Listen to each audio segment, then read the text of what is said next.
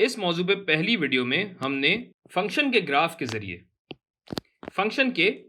के जरिए उसके माखूज यानी एफ डैश एक्स या डेरिवेटिव का ग्राफ बनाना सीखा था। और शायद आप समझ गए होंगे कि इस वीडियो में हम इसका उलट करेंगे, यानी एंटी डेरिवेटिव यानी एंटी करेंगे। हमने ये देखा था कि किसी भी फंक्शन एफ ऑफ एक्स का डेरिवेटिव उसकी ढलान की निशानदेही करता है, और ये रियाजी की अहम तरीन शाखों में से एक शाख कैलकुलस की बुनियाद है। तो अगर आपको ढलान यानी एफ डैश एक्स दी गई हो और उसकी मदद से फंक्शन यानी एफ ऑफ एक्स निकालना हो तो ये anti derivative capital F of x कहलाता है, यानी इस डेरिवेटिव का उलट। पक्की लाइन बना देते हैं। इसे यूं समझ लीजिए कि y अगर कैपिटल एफ ऑफ एक्स है तो इसकी जो ढलान है वो हमारे एफ ऑफ एक्स यानी फंक्शन के बराबर होगी, जो कि यहां पे हमें दिया गया है। तो इसका एंटी डेरिवेटिव निकालते हुए हमें यहां तक पहुंचना है। और चूंकि यहां आप देख सकते हैं कि हमें एफ डैश एक्स नहीं, हमें फंक्शन दिया गया है, और इस फंक्शन का हमें एंटी डेरिवेटिव निकालना है जो कि कैपिटल एफ ऑफ एक्स है। वही करेंगे कि शाना बशाना खाना बखाना चलते हैं। आसान अल्फाज में मेरा मतलब यह है कि आप पिछली वीडियो से अब तक दी गई मालूमात के जरिए सवाल खुद हल करने की कोशिश करें ताकि ठीक से समझ में आ सके। पहले खाने यानी पहले टुकड़े को देखिए, तो इसमें एक मुसलसल वैल्यू है, एक मुसलसल कद्र है, और वो है 1। एक मतलब ये कि इसका एंटी डेरिवेटिव कुछ इस किस्म का होना चाहिए जिसमें ढलान मुसलसल एक ही हो, और ऐसी सूरत हाल आप जानते हैं कि खत में ही होती है, लिहाजा ये हम खत बना लेंगे। अब आपका सवाल ये होगा कि भाई ये वाला ही खत क्यों है? ऐसे भी तो ढलान एक है, ढलान ऐसे भी तो हो सकती है, सिर्फ यही वाला क्यों ले रहे हैं? जिसमें मैं ये कहूंगा, बात ये आपने बिल्कुल सही पकड़ा और आप गलत नहीं कह रहे। खत कोई भी हो, ढलान एक होनी चाहिए, जो कि इसमें भी है, इसमें भी है और इसमें भी है। बल्कि इस खत के मुतवाजी या पैरेलल कोई भी खत बनाया जा सकता है, क्योंकि हमें और कोई मालूम, ढलान एक रहनी चाहिए, खत चाहे कहीं भी हो। तो मैं इसे मिटा देता हूं क्योंकि मैं अपनी ढलान इस खत को ले रहा हूं, मेरी मर्जी। अब आ जाएं इस अगले टुकड़े पे। वही बात है कि ये खत कहीं भी हो सकता है, बस ढलान यही रहनी चाहिए। एक और बात, इस पॉइंट पे और इस पॉइंट पे क्या सूरत हाल होगी? आप देख सकते हैं कि ये खाली या खोखले दायरे बनाए हुए हैं, यानी ये हमारे ग्राफ में शामिल नहीं है। और हो भी कैसे सकता है जबकि इन टर्निंग पॉइंट्स पे लातादाद मुमकिन ढलाने हैं। मनफी ढलान है तो क्यों ना मैं इसे मनफी ढलान है तो क्यों ना मैं इसे क्या हो गया मनफी ढलान है तो क्यों ना मैं इसे ऐसे बना लूं। ये थोड़ा ये आएगा तकरीबन यहां। आप एतराज ना करें तो मैं इसको जूम इन करके जरा मैं छोटा कर दूं।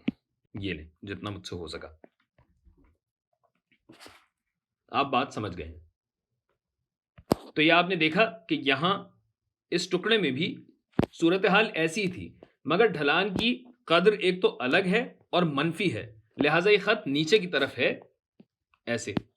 और वही बात कि ये खत यहां भी हो सकता था, यूं भी हो सकता था, यूं भी हो सकता था। यूं नहीं होगा क्योंकि रेंज में हमारी नहीं है, तकरीबन ऐसे। मतलब इसके मुतवाजी या पैरेलल कहीं पे भी हो सकता है, बस ढलान यही रहनी चाहिए।